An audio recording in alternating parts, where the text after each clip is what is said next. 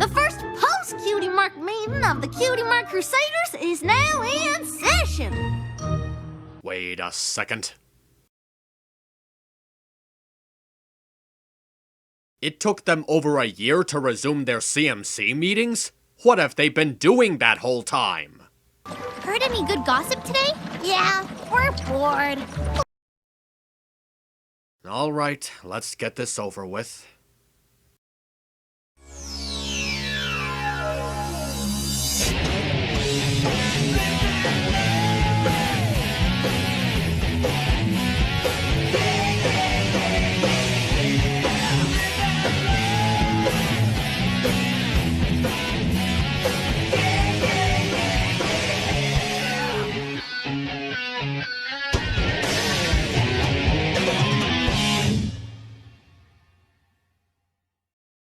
On your marks, get set, go! That was too good to pass up. But seriously, let's get to the review. The CMC decide that now that they got their cutie marks in helping others, that they should go out looking for cutie mark problems. But when it seems that there's no cutie mark problems to be found, they decide to do other things to occupy their time. And with the three of them having different interests, they decide to do things on their own, leaving Apple Bloom worried about the future of their friendship together. But when she goes to a dancing school and befriends a boy named Tendertaps, the CMC team up and help him out in an act, hopefully getting him his cutie mark as their special talent instigates. Okay, to be fair, the episode does have a good setup, but on the other hand, it's kind of hard to see what kind of narrative it wants to tell. First, the CMC are looking for cutie mark related problems, then they start to question if their talent actually has a purpose, and then they start looking for a hobby that they can share together. Then there's a story about Apple Bloom feeling alone when the group splits up, and then there's this new character who tries to befriend her, and then the CMC come back to help him in dancing. I'm probably being mean, but this episode has way too much story.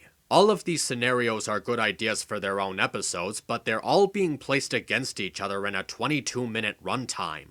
This can make things unevenly paced for some viewers, and that's not a really good thing to say about the episode. But regardless of the pacing issues, the episode still has a lot to like about it. One is actually just seeing the CMC doing other things with their lives. As kids grow up, they eventually want to explore different interests, and it's captured well for the time that it's shown here. And who knows, by exploring their interests, they could find other things that they would need, such as a job, or career building, or even life skills that they will need when they get older. It's a nice way of showing that the CMC are growing up, and it's not overplayed or underplayed. It's done at just the right balance. Secondly, Apple Bloom's character development is great, and her struggle in this episode is highly relatable.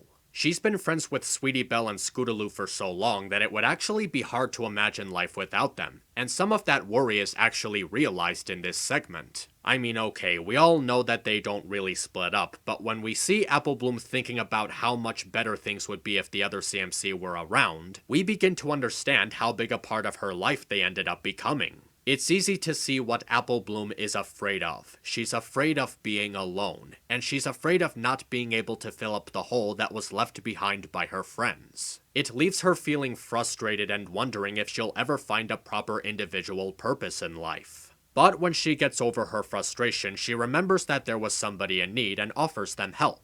She helps him out, and she also discovers her newfound interest in an activity she never would have been involved with otherwise. She not only helped Tendertaps, she also helped herself, and she quickly sees this as a window to new opportunities. The song number is extremely effective for Apple Bloom's earlier situation. The lyrics are deep, the music is soft but heavy on the emotion, and the singing is excellent, with every note hitting a perfect pitch with the tone of the song. It's a perfectly thought out song that greatly reflects her feelings in a way that's both sad and beautiful, and I really can't get enough of it. The third act is of course about the CMC helping out Tendertaps, and ironically, despite the overuse of story, it's actually paced very well. It all came together in a way that wasn't too fast or too slow. It went at just the right speed. And it even manages to overshadow some of the pacing issues that I stated earlier. There's also some clever bits with Sweetie Belle's and Scootaloo's new interests helping to set up TenderTap's performance, which goes to show that the CMC splitting up had more of a purpose than just leaving Apple Bloom alone for several hours. Even TenderTaps is a nice kid to be around, and I actually believe that there's a genuine friendship between him and Apple Bloom. I'd actually like to see some of that coming back in the future. Not what I had in mind.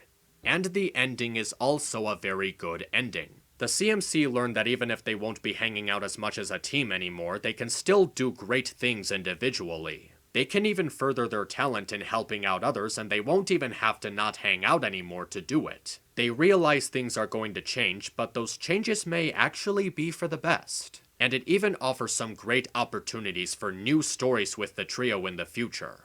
On Your Marks is a great step in the right direction for the CMC, showing that things are going to change for them and that they are indeed growing up. But none of that has to be a bad thing. It's an episode that I'll definitely be seeing again sometime soon. MisAnthro Pony, over and out. One thing is for sure, the Cutie Mark Crusaders will never be the same.